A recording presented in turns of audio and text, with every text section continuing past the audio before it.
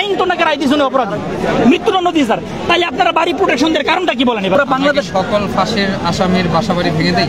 আপনাদের আইনেই, আপনাদের আইনে ওনার ফাঁসি হয়েছে, উনি অপরাধী। ওনার 4টা মামলা ওনার ফাঁসি এবং যাবজ্জীবন আমৃত্যু পর্যন্ত হয়েছে। তো উনি অপরাধী, আপনার আইনে প্রমাণ হয়েছে। আমরা তো আইনের লোক, আপনার আইনের লোক, আপনার আইনে প্রমাণ হয়েছে। আপনারা ওনার বাড়ি প্রোটেকশন কেন দিতেছেন স্যার? আপনাদের আমরা নয়, আমরা অবুঝ, আমরা বুঝে আমরা ক্রাইম করতে পারি, কিন্তু আপনাদের আইন তো নাকি রায় দিয়েছে উনি অপরাধী, মৃত্যুদণ্ড দিয়ে স্যার। তাই আপনারা বাড়ি প্রোটেকশনের কারণটা কি বলেন? এবার জবাবটা দেন এলাকার নিরাপত্তার স্বার্থে কাজ করতে স্যার। আমরা তো কারো গায়ে হাত তুলছি না, না না স্যার, অবভিয়াসলি স্যার, আমরা সম্মান করি, আমরা স্যার, আমরা বলি আপনাদের প্রতি রেসপেক্ট আছে। বাড়ি ভাঙছি, এখানে কোনো নিরাপত্তাহীনতা হয় নাই, মারা যায় নাই, আহত হয় নাই। আমরা শান্তি, পুলিশ কোনদিন উস্কানি ছাড়া হামলা করছে, অথচ পুলিশ আমাদের উপর 17 বছর এই পুলিশ সেনাবাহিনীর সৈনিকদেরকে সম্মান করে না।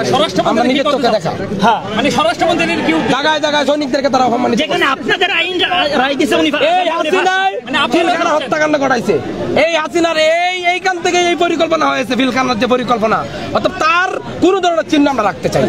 এই দেশপ্রেমিক সেনাবাহিনীদেরকে, তারাই এই দেশপ্রেমিক সেনাবাহিনীদেরকে, আমার দেশপ্রেমিক সেনাবাহিনীদেরকে তারাই ইয়া করছে, রক্তাক্ত করছে।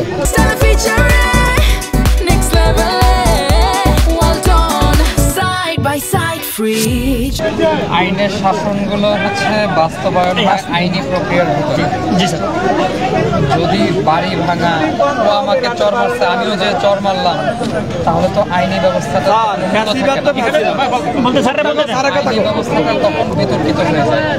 আমি যখন মনে করেন যে বাবা মারা একটা কিছু নিয়ে শাসন করতে বা বসছে একটা কিছু নিয়ে বিচার করতে, তখন যদি যাকে নিয়ে বিচার করতেছে তার মানে তার কোনো কিছু এসে যদি আপনি আবার ভেঙে যায় বা আপনি যদি কিছু করে দেন, ওই বিচারটা বিতর্কিত হয়ে যায়।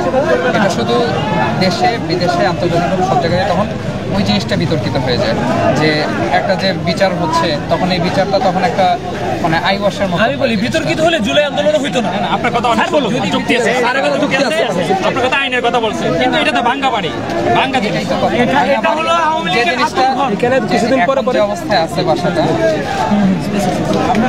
এই অবস্থায় এটার কোনো অবস্থাই নেই আসলে, এটা পুরো মানে ভাঙা। এখন আপনার কি এইটাকে ঘিরে স্যার, এটাকে ঘিরে উস্কানি দেয়, আসলে ভাঙতরা এসে হয়তো আপনারা এখানে ভাঙা মানে হচ্ছে একটা অরাজকতা সৃষ্টি হওয়া, ভাঙা জিনিসটাই একটা অরাজকতা সৃষ্টি করে। আমরা আগের বিষয়টাই এরকম, আপনি যখন কিছু একটা ভাঙবেন, আমরা কিন্তু ঠান্ডা মাথায় এই যে বোতল খোলার মতো ভাঙতে পারি না, ভাঙতে হয় একটা মোশন থাকে, একটা এনভায়রনমেন্ট সৃষ্টি হয়, মানুষ একজন আরেকজনের মাথা ফাটে, অনেক রকম সিচুয়েশন ক্রিয়েট হয় তখন। এবং সেখানে তখন যখন ভিডিওগুলো হবে মিডিয়াতে, তখন নেগেটিভ হবে। এর আগে যখন ভাঙা হয়েছে এই ধরনের কোনো কাহিনী ঘটে না যে কারো ফাটে। আচ্ছা, দ্বিতীয়ত হচ্ছে এখন কথা হচ্ছে আমরা যখন সর্বসম্মত, আমরা জানি চাররা চাই আমরা শেষ করে দিই, কিন্তু সর্বসম্মত স্যার এক একজন এক একটা ইন্টারপ্রিটেশন দিয়ে ওই ভিডিওগুলো কিন্তু ভিডিওগুলো সর্বসম্মত স্বীকৃত যখন উনি অপরাধী, সুশীল রায় সর্বসম্মত স্বীকৃত যখন আমার দেশের সর্বোচ্চ আদালত, যখন যে আদালত ওনার হাতে প্রতিষ্ঠিত ট্রাইব্যুনাল, ওনার আদালত থেকে যখন ওনাকে রায় হয়েছে, উনি আজকে অপরাধী, ওনাকে ফাঁসি রায় দিয়েছে সর্বসম্মত পুরো বাংলাদেশ। সকল ফাঁসির আসামির বাসাবাড়ি ভেঙে দেয় না স্যার, ফ্যাসিবাদ